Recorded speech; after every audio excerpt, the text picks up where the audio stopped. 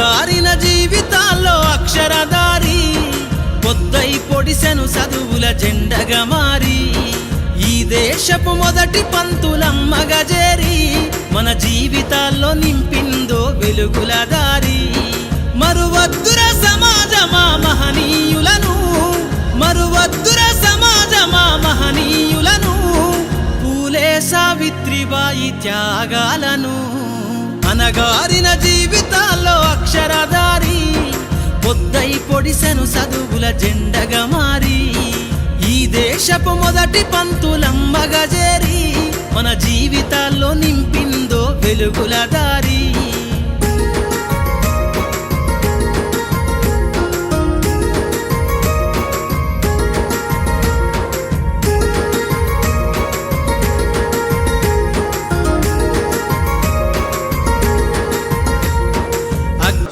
ఈరోజు ఆర్మూర్ బీజేపీ పట్టణం ఆధ్వర్యంలో మహాత్మా జ్యోతిబా ఫులే గారి జయంతి ఉత్సవాలను జరుపుకోవడం జరిగింది. మహాత్మా జ్యోతిబా ఫులే మహారాష్ట్రలోని సాతారా జిల్లాలో జన్మించి కుల వ్యవస్థ గురించి పురుషాధిక్యత గురించి పోరాడి ఆయన ఎన్నో ఉద్యమాలు చేశారు. ఆయన శ్రీమతి అయిన సావిత్రిబాయి బాపులే గారు మహిళల్లో తొలి ఉపాధ్యాయురాలు.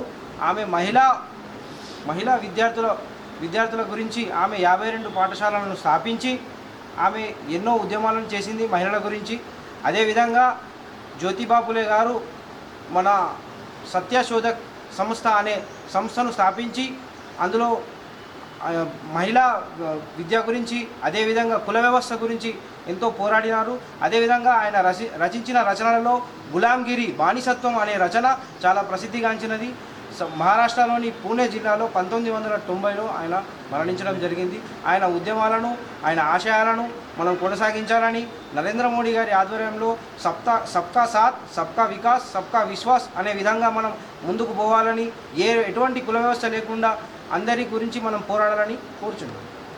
మాతాకి ఈరోజు ఆర్మూర్ పట్టణంలోని మరి ఓబీసీ మోర్చా ఆధ్వర్యంలో భారతీయ జనతా పార్టీ ఓబీసీ ఆధ్వర్యంలో పట్టణాధ్యక్షుడు మిరియల్కర్ కిరణ్ గారి ఆధ్వర్యంలో మరి యొక్క కార్యక్రమానికి గౌరవనీయులు సీనియర్ నాయకులు నూతుల శ్రీనివాసరెడ్డి గారు మరి పట్టణాధ్యక్షులు మందుల బారు గారు మరి వారి కార్యవర్గానికి పేరు పేరున మన జ్యోతిబా ఫులే శుభాకాంక్షలు తెలుపుతా ఉన్నాం.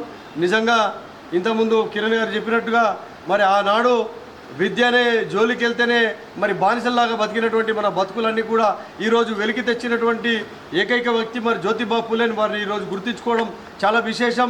మరి ఆయనకు సతీమణిగా వచ్చినటువంటి మరి సావిత్రిబాయి ఫులే మొట్టమొదటిసారిగా మరి ఆమె చదువుకోవడానికి వెళ్ళినప్పుడు మరి అక్కడ ఉన్నటువంటి ఎవరైతే ఉన్నారో బానిసలుగా మనల్ని బతికిస్తున్న వారందరూ కూడా అసలు మీకు చదువు ఎందుకనే ఆలోచనలో మరి జ్యోతిబా ఫులే గారిని పూర్తిగా చదువుకొని కూడా చేశారు. అదేవిధంగా మరి సావిత్రిబాయి ఫులే కూడా చదువుకుంటా అంటే వారికి కూడా ఎన్నో ఆటంకాలు చేసినా వారు ఎదురెరిగి మరి నిజంగా చదువుకొని ఆ కాలంలోనే మహిళా ఉపాధ్యాయురాలు ఎదిగినందుకు నిజంగా కూడా ఈరోజు ఇంత విద్య వైద్యం మరి మన ప్రాంతాలలో మన దేశంలో ఈరోజు ఉన్నదంటే నిజంగా కూడా సావిత్రిబాయి ఫులేని మనము మరి గుర్తు ఉంచుకోవాల్సిన అవసరం ఎంతైనా ఉన్నది. మరి రానున్న రోజుల్లో కూడా ఈ బీసీలకు కూడా ఏదైతే ఈరోజు భారతీయ జనతా పార్టీ చెప్పినట్టుగా మరి నేరుగా ఎక్కడ ముఖ్యమంత్రి కాదు ఎక్కడ ఏది కాకుండా దేశ ప్రధానిగా మరి ఒక బీసీని పెట్టడం నరేంద్ర మోడీ గారిని పెట్టడం అనేది నిజంగా మేమంతా కూడా గర్వపడతా ఉన్నాం.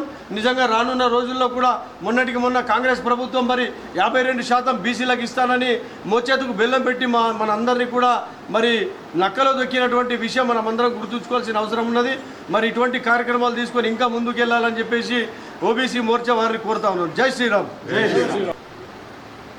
ఆర్మూర్ పట్టణ ఓబీసీ మోర్చా నేతృత్వంలో బాబు మహాత్మా జ్యోతిరావు ఫులే గారి యొక్క జయంతి పురస్కరించుకొని వారిని స్మరించుకొని వారి కార్యక్రమాన్ని విజయవంతంగా చేస్తూ మరియు వారు చేసినటువంటి కుల వ్యవస్థ గురించి ఆ కాలంలోనే వారు ఎందుకోసం అంటే 1820లో జన్మించి సతారా జిల్లాలో జన్మించినటువంటి ఒక సామాన్య కుటుంబంలోకి వెళ్ళి వచ్చినటువంటి వ్యక్తి అప్పుడు జరుగుతున్నటువంటి కుల వ్యవస్థపై అనేక రకాలుగా చిన్న స్థాయి నుంచే వారు ముందుకొచ్చి వారితో పాటు వారు సతీమైనటువంటి సావిత్రిబాయి ఫులే గారు కూడా వారు అనేక రకాలుగా వీరికి తోడ్పాటుగా ఉండి ఆ కాలంలో దళిత మహిళలని వాళ్ళని ఏకదాటిగా తీసుకొచ్చి వారు ప్రత్యేకంగా వారి కోసం 52 పాఠశాలలు ఏర్పాటు చేసి వారందరినీ కూడా ఉన్నత స్థాయికి తీసుకొచ్చినటువంటి ఘనత వాళ్ళిద్దరిది.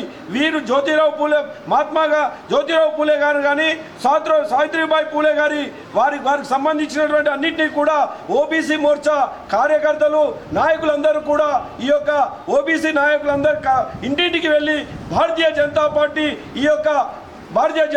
నరేంద్ర మోడీ నాయకత్వంలో ఓబీసీకి ఇస్తున్నటువంటి ప్రాధాన్యత ఉంది కనుక ఇవన్నిటినీ కూడా ఇంటింటికి తీసుకెళ్లవలసిందిగా ఓబీసీ మోర్చా నాయకుల్ని కోరుతా ఉన్నాం.